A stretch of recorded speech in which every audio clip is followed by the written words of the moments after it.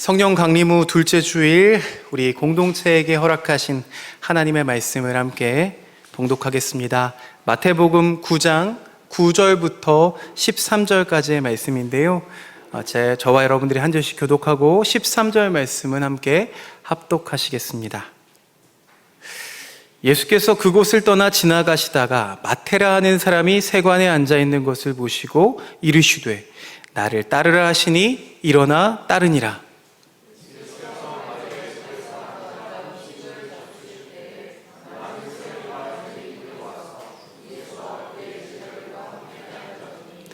바리새인들이 보고 그의 제자들에게 이르되 어찌하여 너희 선생은 세리와 죄인들과 함께 잡수시느냐?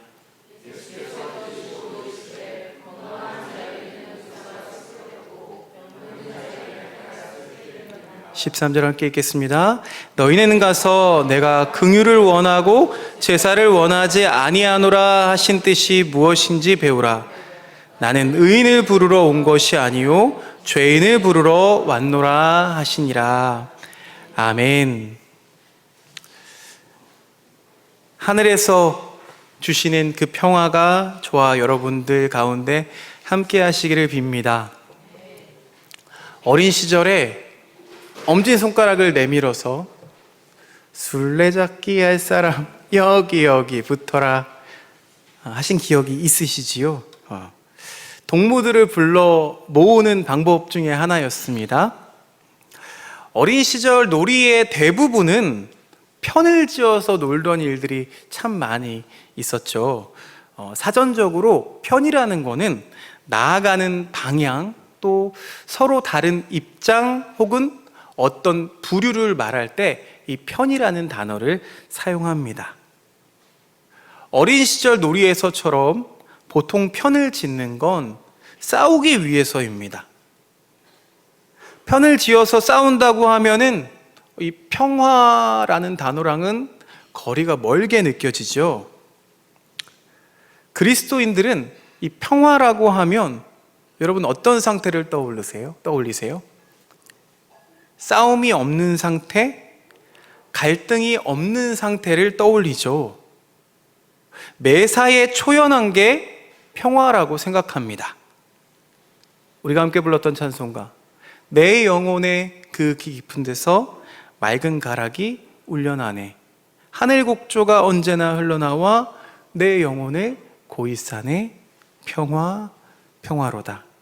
하늘 위에서 내려오네. 이 찬양처럼 마음의 평안을 우리는 간구합니다. 여러분에게는 이런 평화가 있으십니까? 아멘 하기 어렵죠. 네. 저도 그렇습니다. 타인은 지옥이다 라는 말을 들어보셨습니까? 영화 제목도 있습니다. 집이나 방에 은둔하면서 외부 세계와의 교류를 극도로 회피하는 사람들이 요즘 많이 늘고 있다고 합니다. 히키코모리라고 하는 일본에서 시작된 사회적 고립 현상이죠. 주로 10대에서부터 30대까지 청년층에서 이런 현상들이 많이 나타난다고 합니다. 원인을 살펴보니까 이들이 사회적인 압력 그리고 주변의 기대로 인해서 그냥 현실을 도피해버리는 거죠. 여러분, 과연 이렇게 방 안에 틀어박혀 있는 이 사람들에게 평화가 있을까요? 여러분, 평화는 관계의 개념입니다. 평화란 혼자 있을 때 편안한 것과는 다릅니다. 누군가와 관계를 맺게 되면 그때부터는 갈등의 연속이죠. 서로 없어서 못 산다고 하면서 연애를 시작했는데 불과 며칠, 몇 달 만에 아주 감정 소모를 많이 해본 경험이 있으시지요. 우리가 자녀를 처음 낳으면 그 존재 자체가 너무나 귀하고 예뻐서 눈에 넣어도 아프지 않겠다라고 생각하는데 자녀들이 어느새 성장해서 자기 주장을 이야기하고 그 주장, 그 생각이 내 생각과 맞지 않으면 자녀가 원수 같고 그 자녀와의 갈등이 우리를 참 힘들게 합니다. 예주도 언젠간 그럴 거예요. 갈등이 생기면요, 매일매일의 삶이 지옥처럼 느껴집니다. 여러분, 보통 집에서 싸우면 누가 이기세요? 목소리 큰 사람이 이기나요? 그런 속설이야말로 폭력의 절정이죠.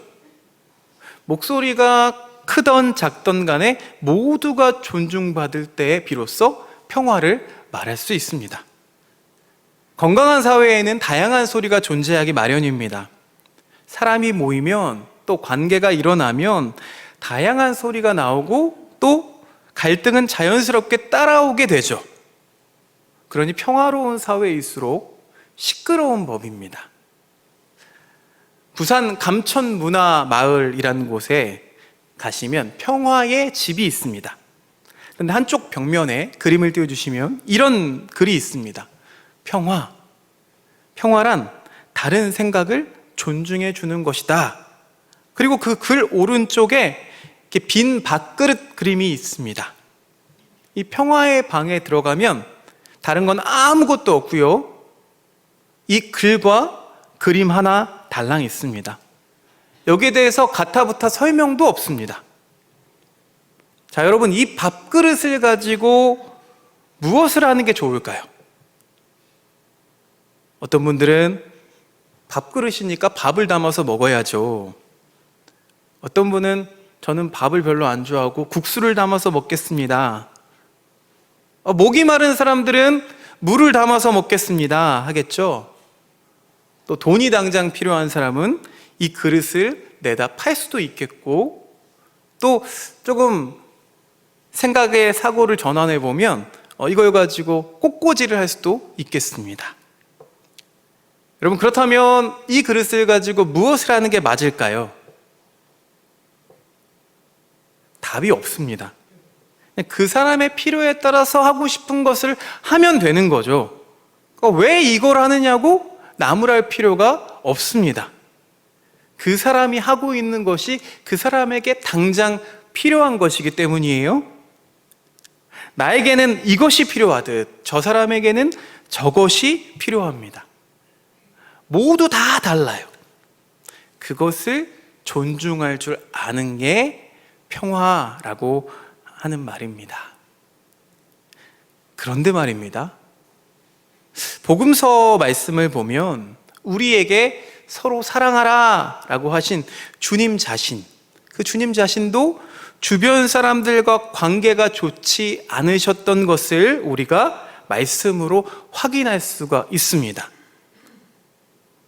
바리새인, 사두개인, 이 종교 기득권자들과 늘 대립각을 세우시는 게 우리 주님이시죠. 심지어 그들에게 독서를 쏟아내기까지 하십니다.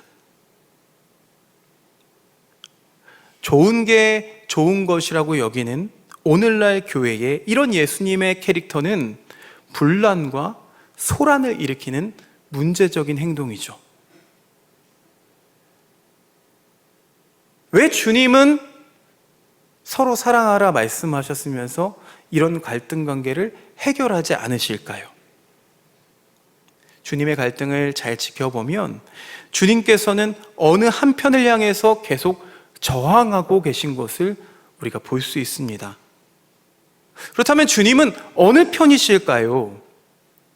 오늘 마태복음은 주님이 계신 곳을 이렇게 설명하고 있습니다. 마태복음 9장 10절 말씀 새 번역 성경으로 읽어보겠습니다. 시작.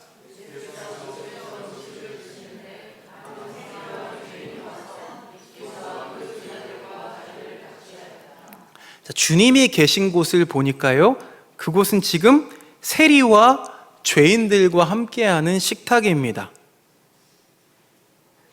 이 죄인들과 둘러앉아서 어울리는 그 주님의 모습을 당연히 불온하게 보는 시선이 있겠죠. 바로 바리새파 사람들입니다. 그래서 그 뒷절에 보니까 이렇게 물어봐요. 어찌하여 당신네 선생은 세리와 죄인과 어울려서 음식을 드십니까? 따져 묻습니다. 오늘 읽은 말씀 13절 마지막 절 보면은요, 주님은 뭐라고 말씀하시냐면 이 대답을 죄인을 부르러 왔다라고 대답하십니다. 자, 그동안의 이 바리새인들의 삶은 하나님 앞에서 의인으로 인정받는 것에 목숨을 걸면서 살아왔는데요, 이 죄인을 부르러 왔다라는 이 주님의 말씀은 이들에게 충격적으로 다가옵니다. 그들의 신앙과 생활과 삶을 송두리째 부인당하는 거죠. 그래서인지 그들은 주님과 같은 편을 먹을 수 없게 되어버렸습니다. 죄인을 부르러 왔다라는 이 주님의 말씀 때문에 여러분, 우리의 사정도 이 바리새인들처럼 위태롭게 되었죠.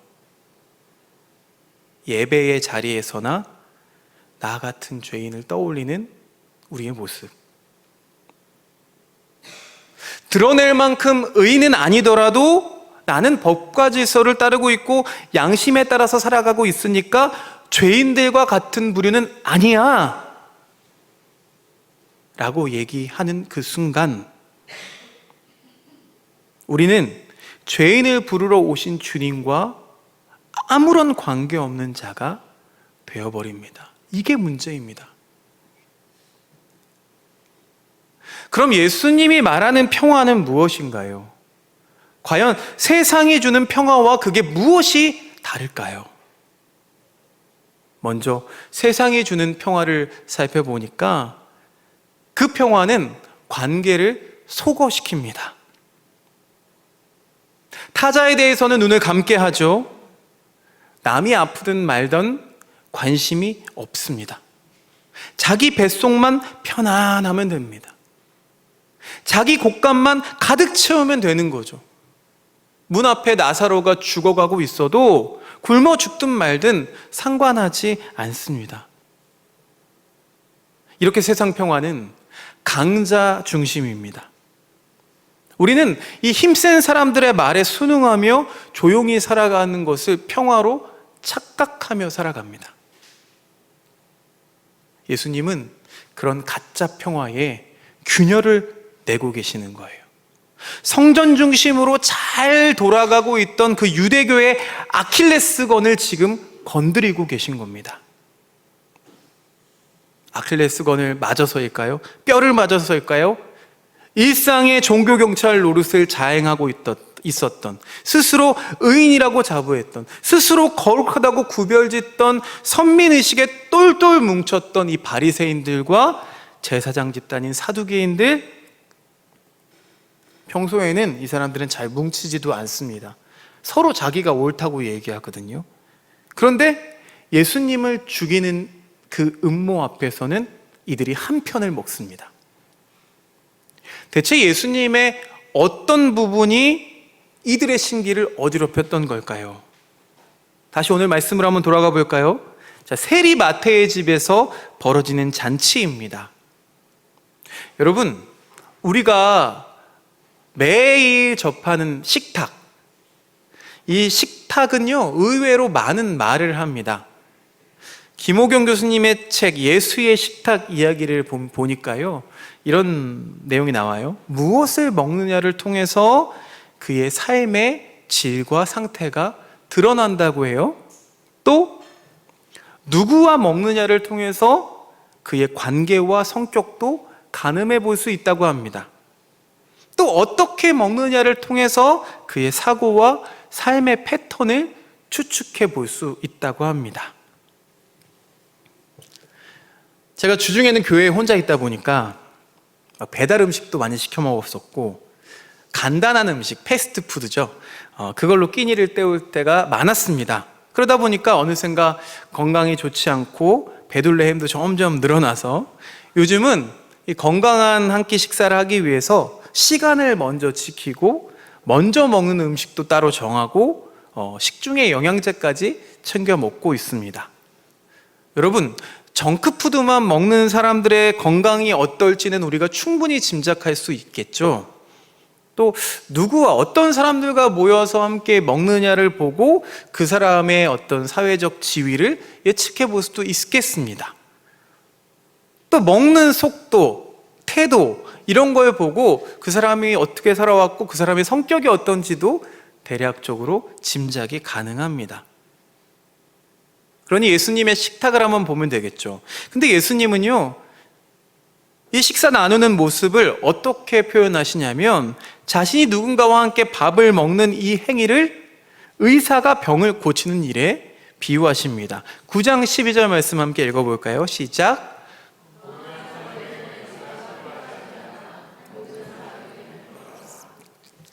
자, 의사는 무엇을 책임지죠? 육의 생명, 육체의 생명을 책임지고 있는 아주 중요한 역할을 하죠. 그런데 예수님이 말씀하시는 건 육의 생명만을 얘기하신 건 아닐 겁니다. 영의 생명을 이야기하죠. 근데 이 영의 생명과 회복, 또 인생의 구원은요, 본래 성전이 해야 하는 일이죠. 그런데 당시 성전이 그 일을 하지 못했다는 거예요.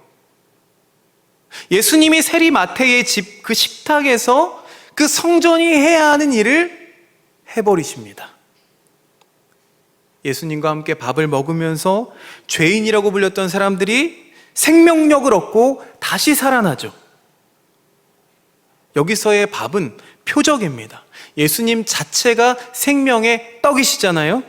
마태복음 26장 26절 읽어보겠습니다. 시작. 예수께서 빵을 들어서 축복하신 다음에 떼어서 제자들에게 주시고 말씀하셨다. 받아서 먹어라. 이것은 내 몸이다. 죽음을 앞둔 유월절 만찬에서 예수님은 우리의 떡, 우리의 빵, 우리의 밥이 되시겠다고 하셨죠. 그러니 예수님과 함께 먹는 그 식탁에서는 놀라운 일이 벌어집니다. 예수를 먹으면, 곧 예수를 믿으면 행복해지는 겁니다. 가난하고 힘들고 또 핍박과 환난을 당해도 충분히 행복하다고 그 떡을, 그 예수를 먹은 자들이 고백하는 거예요. 주님의 거룩함이 성전의 거룩함이 아니라 주님의 거룩함이 사람을 살리십니다. 여러분, 성령께서 하시는 일도 이와 다르지 않습니다. 성령은 우리에게 생명을 주시는 일을 하십니다. 이 당시 그 거룩함을 전유하고 있었던 바리새인 사두개인들에게 대항한 그 예수님의 한판 승부가 이 식탁에서 벌어지고 있는 겁니다. 자, 그렇다면 여러분은 누구의 편에 서시겠습니까? 예수님이 편들어주는 사람들을 우리도 편들어주고 있습니까? 예루살렘 성전이 너희는 하나님 앞에 설 수 없어, 너희는 죄인이라 라며 밀쳐낸 그 사람들을 우리 역시 보듬어 주고 있습니까? 예수님과 한 편을 먹는다는 건 예수님과 같은 방향일 때 가능한 것입니다. 그런데 원래 한 편이 된다는 건요, 이 편 안에는 잘하는 애도 있고 못하는 애도 있죠. 대한민국 축구만 봐도 그렇습니다. 다 손흥민 선수 같으면 좋을 텐데 축구 경기를 보면 그날따라 컨디션이 안 좋아 보이고 기량이 부족해 보이는 선수들이 있죠. 팀보다 위대한 선수는 없다라는 말이 있습니다. 모두 다 잘하면 좋을 텐데 그러나 다 잘하지 못해도 상관없습니다. 그 부족한 부분을 메워가면서 팀을 만들게 되면 결국은 그 팀이 상을 받게 되어 있죠. 이것을 바로 팀플레이라고 말합니다. 성경을 보면 주님은 늘 이런 식으로 멤버를 뽑으십니다. 오늘 세리 마태를 뽑으실 때도 이런 방법이고요. 또 구약성경 사사기 7장 2절 말씀 함께 읽어볼까요? 시작. 내가 거느린 군대의 수가 너무 많다.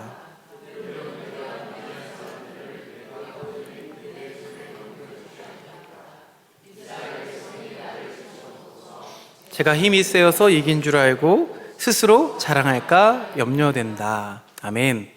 이 내용은 무슨 내용인가요? 미디안과 싸우는 기드온의 300용사를 뽑는 그 장면입니다. 여러분, 군대의 수는 다다익선이 아닌가요? 더욱이 상대는요, 성경에 보니까 메뚜기 떼와 같은 미디안 군대였습니다. 기드온과 300용사 하면은 이 300명이 피지컬 100에 나오는 정말 엄청난 스파르타의 300명의 용사라서 이긴 전쟁이 아니죠. 주님은 조금 더 전쟁의 진심이었던 사람들을 찾으셨습니다. 무엇보다도 하나님이 그들의 편이셨기 때문에 승리한 전쟁입니다. 이미 이긴 싸움이었죠. 그러니 예수님과 우리가 한 편이라면 여러분, 우리는 걱정할 필요가 없습니다. 그 보혜사 성령께서 우리와 한 팀이 되어서 함께 싸워주시기 때문이죠. 이미 이긴 싸움입니다. 우리는 중립이란 말을 많이 사용합니다. 어떤 의견이 분분할 때 나는 중립이야, 나는 중도야, 이런 말을 많이 사용하죠. 여러분, 중립과 중용의 차이를 아십니까? 중립은 이쪽이나 저쪽 편을 들지 않고 중심을 잡고 쉽게 이리저리 흔들리지 않는 어떤 행위를 말하고 있다면, 중용이란 말은요, 요새 말로 풀이하면 쉽게 이쪽 저쪽 눈치 보며 왔다 갔다 편들지 않고 좌든 우든 극단 행동을 하지 않는 자유민주주의, 인권 등을 존중하는 걸 말합니다. 이렇게 말하면 그게 그거인 것 같은데, 자, 공자는 이렇게 얘기했습니다. 재능과 덕망이 있는 선비가 더 멀리 보며 아무 쓸데없는 헛짓거리를 뒤로 버리고 드물게나마 향기가 무엇인지 아는 것을 중용이라고 설명하고 있습니다. 조금 더 보태어 보면 다석 류용모 선생님은 기독교를 바탕으로 이 동서의 사상을 회통한 분으로 아주 유명합니다. 그래서 논어, 맹자 등 두루 좋아했지만 이 선생님이 유일하게 우리말로 완역한 유학 경전은 중용이 유일하죠. 다석 선생님은 자신의 인생관을 중용이라고 말하면서 중용을 설명할 때 우리말로 가온씀이라고 풀이했습니다. 가온씀. 가온이라고 하면은 가운 중자죠. 가운데 중자를 얘기합니다. 그러면서 뭘 얘기하냐면, 뭘 쓰는 거냐면 결국 참나라, 하나님의 나라, 풀이하면 하나님의 나라를 쓰며 살아가는 것을 중용이라고 설명하고 있습니다. 그러니까 하나님을 믿는 것으로 그치는 게 아니라 하나님께 통해야 한다, 그것을 중용이라고 말합니다. 사랑하는 여러분, 하나님께서 창조하신 이 우주는 어느 쪽으로도 치우치지 않으면서 모든 것이 중용의 상태입니다. 그런데 중용일 때가 오히려 가장 파동이 높은 상태입니다. 긍정과 부정 모두 판단하지 않고 받아들이는 그 중용의 상태가 오히려 가장 파동이 높고 에너지 밀도가 높다는 거예요. 초기 교회 공동체는 말이 참 많았습니다. 이편 저편으로 나누어서 싸우기가 부지기수였습니다. 그런데 그 어느 때보다도 복음의 능력이 강하게 나타났습니다. 왜 그랬을까요? 그들이 주님과 한편이었기 때문입니다. 하나님의 나라와 통해 있었기 때문입니다. 하나님의 나라를 썼기 때문입니다. 그래서 흔들리지 않았습니다. 그래서 에너지가 가장 폭발적이었죠. 이 땅의 선교 역사를 봐도 그렇습니다. 복음을 반대하던 사람들이 많았을 그때에 복음으로 인해서 핍박당할 때 흔들리지 않고 주님 편, 주님 안에 있던 그 신앙의 선배들을 통해서 이 땅에 부흥이 임했습니다. 사랑하는 행복을 나누는 하나교회 교우 여러분, 주님이 주시는 평화는 시끄럽습니다. 그리 고요하지 않습니다. 여호와는 나의 목자시니 내게 부족함이 없으리로다. 이 시를 읽고 묵상해 보면 아주 목가적인데요, 사실 이 시를 쓴 다윗의 마음은 그렇게 목가적이지만은 않았습니다. 오히려 그 마음이 흔들리고 있을 때, 시끄러울 때 그런 고백을 했다는 거예요. 이 땅의 수많은 소리들이, 우리 공동체 안에도 다양한 소리들이 참 많습니다. 때로는 그 소리들이 우리 평화를 가로막고 있는 듯 합니다. 그러나 여러분, 우리가 살펴야 할 것은 우리가 과연 중용하고 있는지, 우리가 하나님 나라 가운데 있는지를 살펴보는 것이 참 중요합니다. 빌립보서 4장 12절부터 13절 말씀, 제가 너무나 존경하는 사도 바울의 고백입니다. 함께 읽어보겠습니다. 시작. 나는 비천하게 살 줄도 알고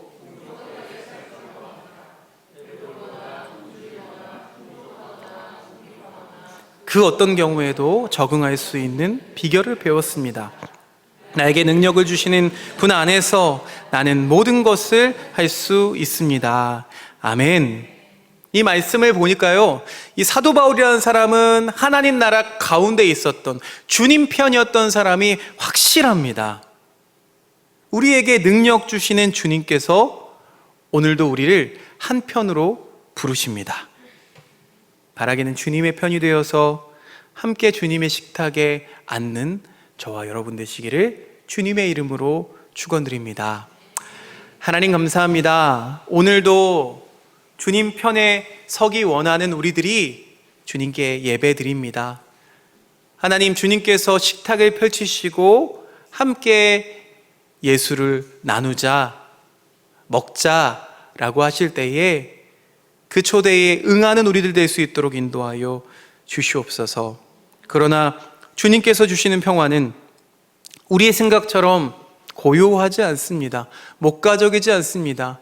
시끄럽습니다. 오히려 우리의 마음을 흔들리게 할 때도 있습니다. 그러나 주님 안에 발 담그고 주님께 뿌리 내리고 있을 때 우리의 마음이 흔들리지 않도록 인도해 주시고, 우리가 언제나 주님과 함께하며 그 안에서 참 평안을 누리게 하여 주시옵소서. 예수 그리스도의 이름으로 기도드리옵나이다. 아멘.